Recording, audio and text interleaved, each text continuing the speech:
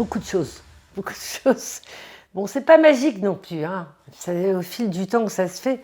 Alors déjà, il nous permet de sortir très rapidement des situations répétitives, où nous sentons vraiment bloqués, enfermés, on est perdu, on ne sait plus quoi faire, automatique, et ça nous permet de développer une nouvelle vision des situations, parce que très souvent, on réagit toujours de la même manière aussi. Encore une fois, c'est toujours la même chose.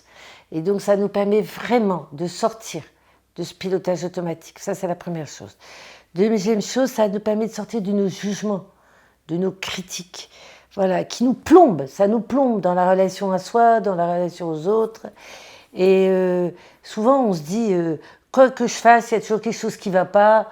L'autre me dit, ça ne va pas. Moi, je me dis, ça ne va pas. C'est vraiment sortir, se décoller de ça.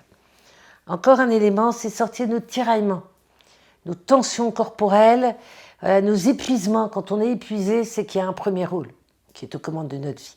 Voilà. Et souvent on dit oui, mais si, peut-être, on ne sait pas, on est tiraillé en permanence.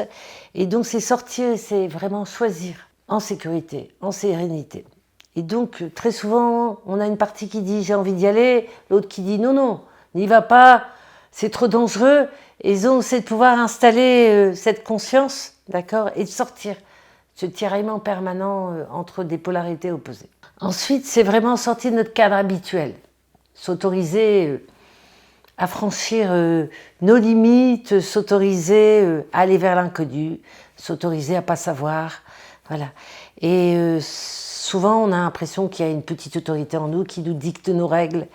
Et qu'est-ce qu'on doit faire, qu'est-ce qui est à faire, qu'est-ce qui est normal de faire. Et en fait, c'est vraiment sortir de ce cadre normatif, habituel, tout en reconnaissant, tout en l'honorant, bien sûr. Ça ancre notre estime de nous-mêmes, ça ancre notre confiance en nous, parce que souvent on est très dur, on est très critique, tant l'extérieur que l'intérieur. Voilà. Et puis surtout être en lien, c'est être présent à soi, ressentir à l'instant T, qu'est-ce qui se passe, qu'est-ce que je ressens, apprendre à ressentir. Tout un programme, apprendre à ressentir. Et être en lien aussi avec l'autre, parce que très souvent on se rend compte qu'on ne regarde même pas la personne dans les yeux, d'accord ? On essaie de réfléchir, on essaie de se dire qu'est-ce que je vais lui dire, comment je vais l'aider, etc. Être simplement là, tout simplement, en regardant la personne et se mettant en lien, sans vouloir aller commencer à raconter, se raconter des choses dans la tête. C'est également apprivoiser notre corps. Ça c'est top.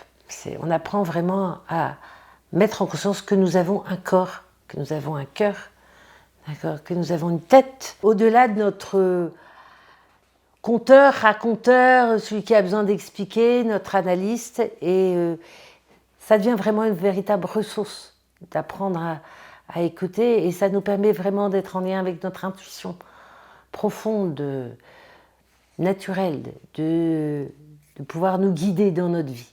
C'est plus l'extérieur qui nous guide, c'est vraiment cette intuition instinctive qui nous guide et parce qu'on se rend compte que c'est toujours notre tête qui prend les commandes.